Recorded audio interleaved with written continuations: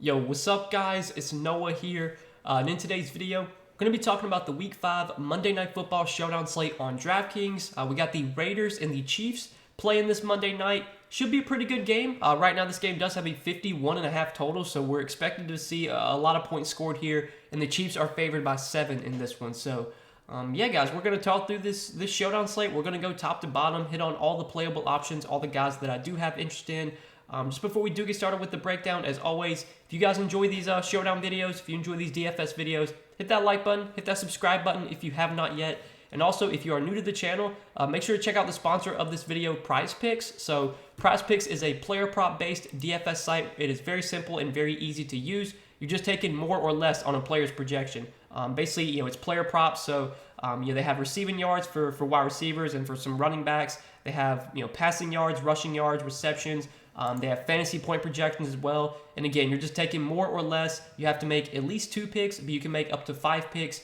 You can win up to 10 extra money on PrizePicks, and you can mix and match sports on PrizePicks. You can make multi-sport entries. It's a lot of fun. Highly recommend you guys get over there. Make sure to use promo code Noah when you do sign up. And if you guys do want to know some plays that I'm on for Monday Night Football, some player props that I'm liking for this game, I will have a separate video going up on the channel probably an hour or 2 after this video goes up. I'll have my PrizePicks video posted, and I'll be sharing a couple plays that I like for PrizePicks for this Monday Night Football game. So definitely check out that video if you're playing on PrizePicks already. But yeah, guys, let's talk through this showdown slate. Let's start off at the top of the player pool. We got Patrick Mahomes as our most expensive option. He is coming in at $12K. I think Mahomes is clearly like the best play on the slate here. I'm not really going to go out on a limb. I don't think I need to spend too much time on this one. I think we all know that Mahomes is one of the top fantasy quarterbacks. He has an incredibly high floor, and he has a really big ceiling as well.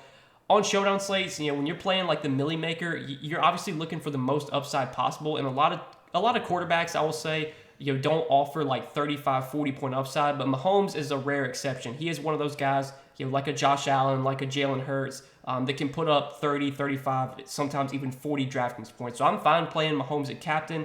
I think Mahomes is clearly one of the top plays on the showdown slate, and he would definitely be in a lot of my lineups. I think if I was playing like 150 lineups on this slate, he would be in almost all of them. It's a guy that I think most likely very high chance to be in the winning lineup. And then you got Davante Adams, Travis Kelce, some obviously elite, number one options for their, number one pass catchers, I should say. Davante Adams, even with the Raiders this season, has had a massive target share. Even playing without Aaron Rodgers, he's still been heavily involved. Derek Carr has still been locking in on Davante Adams. So far this season, Davante Adams does have a 35% target share, so he's been getting targeted a ton. He's averaging almost, or I think just over 12 targets per game, or just short of 12 targets per game. He's going to be heavily involved. I don't think the Chiefs are too scary of a matchup. I think this is definitely a spot that Davante Adams can have success in. So far this season, looking at how some receivers have done against the Chiefs, like Mike Williams, he went for 8 catches, 113 yards and a touchdown. Mike Evans had 8 catches, 103 yards, 2 touchdowns against the Chiefs. Michael Pittman had 8 catches, 72 yards. So Davante Adams, we know, is going to get the massive volume. He's a guy that can win in any matchup. At 11,400, I don't think he projects as good as a guy like Patrick Mahomes. I think Mahomes is definitely the best. I think he's the better cash game play. But for tournaments, I would definitely want exposure to Davante Adams. I think his upside's really high here. This could definitely be a game where the Raiders are playing from behind as 7-point road underdogs. They're probably going to be trailing in this game. This could be one of those games where Derek Carr has to throw the ball 35, 40 times. And obviously when he's throwing the ball, he's looking for Davante Adams. So I think Davante Adams is clearly a good play here. Same could be said for Travis Kelce. He's just going to get really, really good volume. Might not see as many targets as a guy like Davante Adams will, but man, Kelce just finds ways to put up good games. He finds ways to get into the end zone. He's already scored 3 touchdowns this season. He's not averaging as many targets as Adams. He's only averaging around 8 targets per game, or 8.5 targets per game this year, whereas Davante Adams is averaging 12 targets per game. But Kelce, man, he's got the better quarterback. He's probably in the better offense too. The Chiefs do have a higher team total, so I have nothing against Kelce either. I think Kelce and Adams are both really strong options. There's nothing really negative you can say about them. I will say that for cash games, I think you would definitely want to prioritize paying up for Patrick Mahomes. If you can play Patrick Mahomes and Adams Kelce, it's probably going to be really tough to do that in a cash game build. But Adams and Kelce, I think, are clearly good plays here. And then you have Derek Carr at 10,200. Now, Derek Carr, we haven't seen like a massive ceiling from him this year. His best game was in week 3 when he put up 23 DraftKings points. But he's shown a decent floor, 16 DK points in week 1, 18 points in week 2. Last week was pretty disappointing for Derek Carr, but definitely got unlucky. I mean, the Raiders put up 32 points last week, and Derek Carr has 0 touchdowns. Like, that's obviously something you can't expect. I mean, normally if the Raiders put up 30-plus points, you would think that Carr is going to have at least 2, maybe 3 passing touchdowns. So definitely got unlucky with the touchdowns last week. But again, like I said earlier, I think this is a game that the Chiefs are probably going to be playing with the lead. I think the Raiders could be playing from behind here. I think we're going to see good volume for Derek Carr. I mean, he's already been throwing the ball a lot this year. 34 pass attempts, 44, 39, 37. This could definitely be one of those games where Derek Carr throws the ball 40-plus times. So I think in cash games, like I tend to try and play both quarterbacks just because quarterbacks do usually offer the highest floor. I definitely think that like Devonta Adams and Travis Kelce, those two guys have much higher ceilings than someone like Derek Carr. But for cash games, you could argue that Carr has like a better floor. I definitely, there's nothing really negative to say about any of these top options. Mahomes, Adams, Kelce, Carr, I think they're all viable. I definitely think both quarterbacks look pretty solid here. And, as I mentioned earlier, Mahomes, I think, is probably the number one play on this slate. But then you have Josh Jacobs, and Josh Jacobs is a pretty interesting option. So he's a guy that I tend to kind of be, off of. I haven't played Josh Jacobs a ton in DFS. I did play him a little bit last week, and he obviously had a huge game. His role has really started to change for the Raiders. The Raiders have really been using Josh Jacobs a lot more. He's basically been like a workhorse running back. Last week, Josh Jacobs played on 89% of the snaps. He saw 33 touches, 28 carries for 144 yards, and he had 5 catches as well. Like, they've been using him in the passing game. He's been their goal line back. He's been heavily involved. Even if the Raiders are playing from behind in this game, which is possible, I think Josh Jacobs is still going to be involved. He's going to get usage in the passing game. He's been getting usage in the passing game all season. So, yeah, man, I think Josh Jacobs at 8,800 is definitely in play on this showdown slate. I feel better about Derek Carr. Like, if you have the salary to get up to Derek Carr, I think Derek Carr offers a higher floor.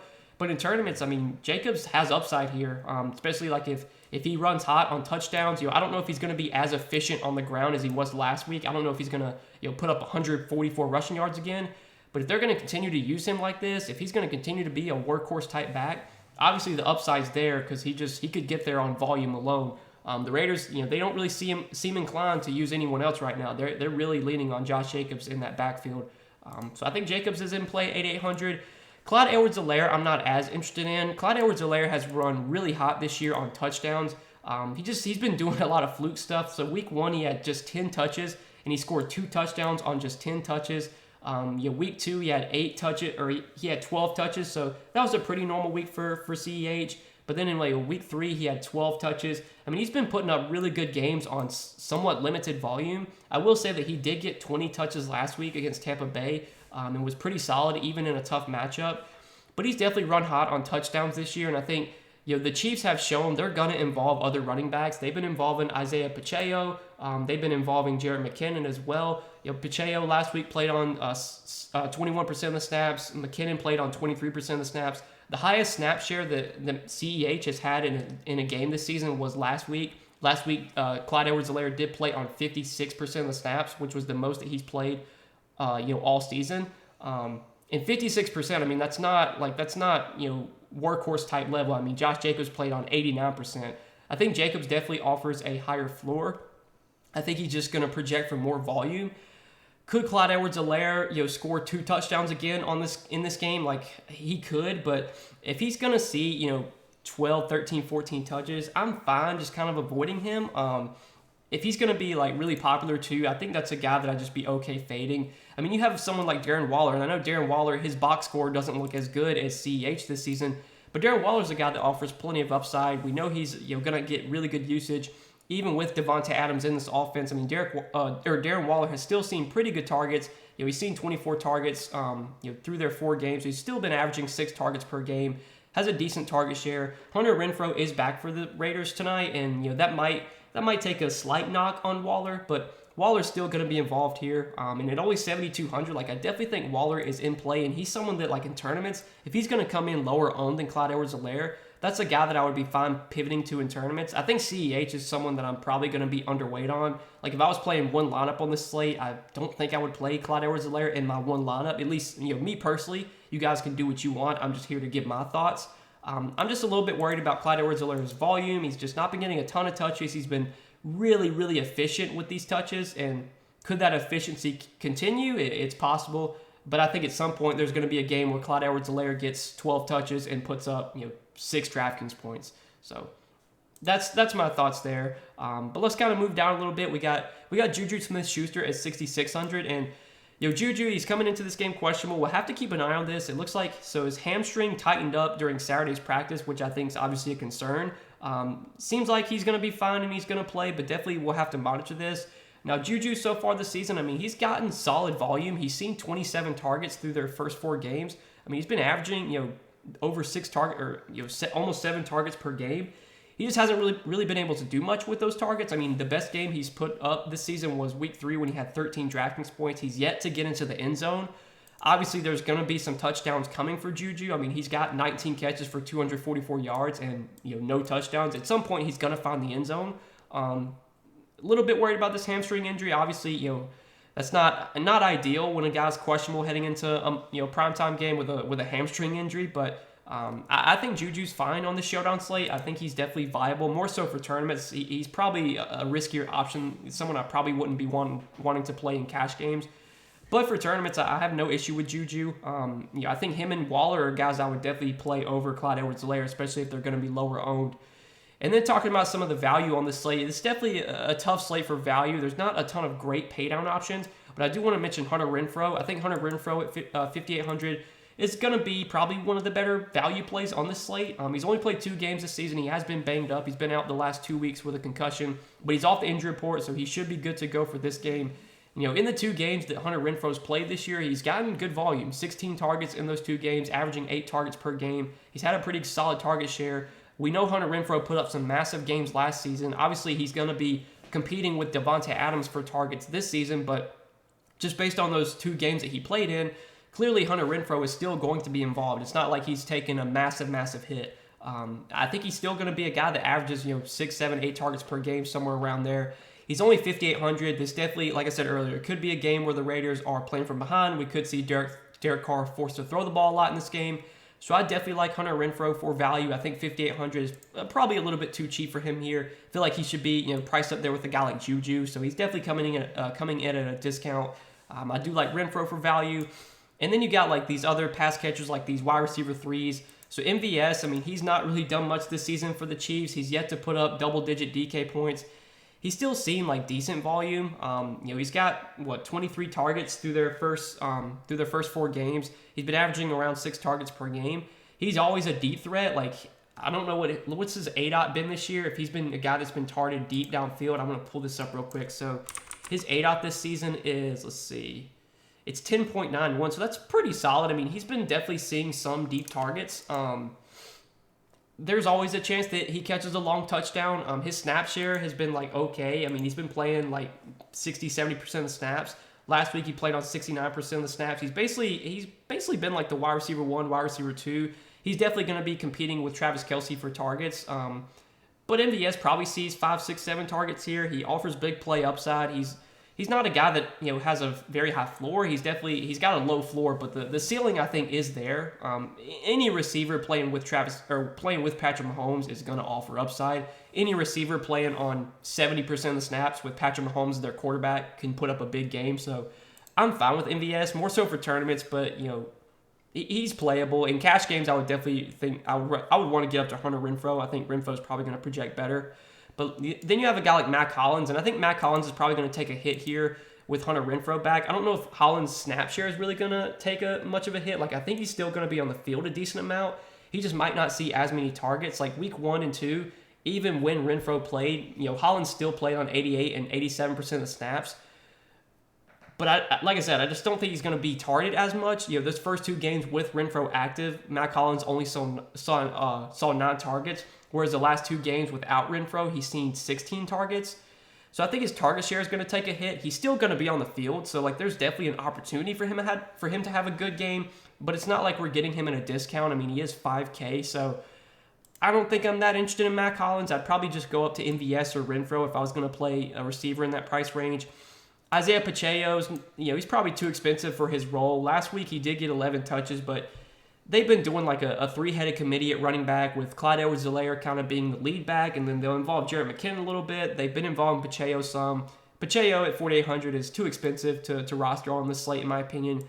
Mecole Hardman, he's basically just like a touchdown or bust. You're hoping that he catches a long touchdown. If he doesn't catch a long touchdown or get into the end zone, he's probably not going to pay off the salary. But again, he's a guy that offers a ton of speed. He offers big play upside. He's got Patrick Mahomes as his quarterback on a single game showdown slate. This is someone that you can definitely take a shot on in GPPs. Cash games, I wouldn't go there. I don't feel great about him in like my main lineup. I wouldn't be playing him, I don't think. But if you're playing multiple lineups, he's someone you could sprinkle in. His snap share, it's been decent so far this season. Last week, Mecole Hardman played on 46% of the snaps, 68% of the snaps in week 3. He's basically been their wide receiver 3. He's going to be on the field for probably like half the snaps. He'll probably see a few targets. You just got to hope that he catches a long touchdown. I mean, that's really all that I can say about Mecole Hardman. And then, the defenses, I'm not super interested in here. This probably will be a high-scoring game. So, like, the defenses, in order for them to get there, I think they're definitely going to need to get a defensive touchdown.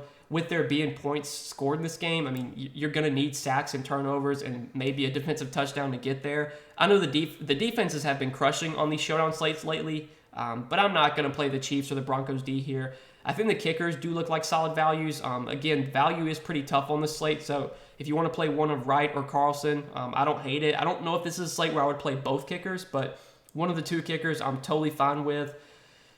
And after that, like, it's just there's not really anything else I like down here. I mean, Jarrett McKinnon, maybe like if the Chiefs get behind, like you could see McKinnon a little bit more involved. He's kind of a guy they use a lot in the passing game, but he's just not been that involved this season. I mean, last week he only got 3 touches. The week before that, 7 touches. Like I said earlier, it's been a three-headed committee at running back for the Chiefs with, Clyde Edwards-Helaire being the lead back. Pacheco's kind of been the RB2 and McKinnon's kind of been the RB3. So $3,000 for an RB3. I'll probably pass on McKinnon here. And then like Sky Moore, I mean, he's barely been playing. Like last week, his snap share did increase a little bit last week. He got up to 28% of the snaps. He did see 4 targets. He's a dart throw, I think. If you're going to take a shot on someone this cheap, he might be the best option. I don't think I want to play anyone else down here. For some reason, I don't know why, every time the Chiefs play on primetime and they play on a showdown slate, it seems like one of these touchdowns or one of these tight ends always score a touchdown. Like I think Jody Fortson scored a touchdown in that. Yeah, he scored a touchdown in that Tampa Bay game. And then I think Noah Gray did something as well. He might have scored 2, or maybe he did score a 1-yard touchdown. I don't know why these guys seem to always score touchdowns on primetime, but I wouldn't play anyone else down here. I think if you're going to go this cheap and you're looking for someone that's viable, Sky Moore is probably your best bet. Last week he played on 22 snaps. He'll probably see a few targets maybe.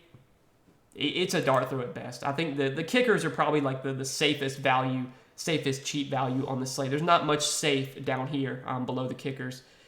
But that's it, guys. I think we kind of covered this showdown slate, talked about all the playable options. I hope you guys did enjoy this video. I hope it did help. As always, please hit that like button if you enjoyed. Hit that subscribe button if you have not yet. And again, make sure to check out PrizePicks. Sign up for PrizePicks and use promo code NOAH. Get that deposit bonus when you do sign up. Take a look at all the player props that PrizePicks has available for this Monday night game. If you guys do want to know some props that I like for Monday night, I will have a separate video posted on my channel. Probably an hour or 2 after this video goes up, I'll post my PrizePicks video talking through some plays that I'll be on for this game. So definitely check that video out if you're already playing on PrizePicks. And if you're not, make sure to get signed up over there. Use code NOAH and get that deposit bonus when you sign up. But good luck on this showdown slate, guys. Thanks as always for watching the video. Hope you did enjoy, and we'll see you in the next one. Peace.